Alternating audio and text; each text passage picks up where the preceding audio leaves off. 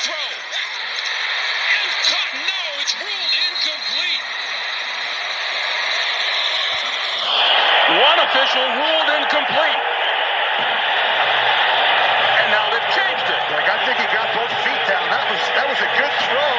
I think KJ Hamler gets both feet down in bounds. Look at Hamler turn back around and make himself available to Drew Lock.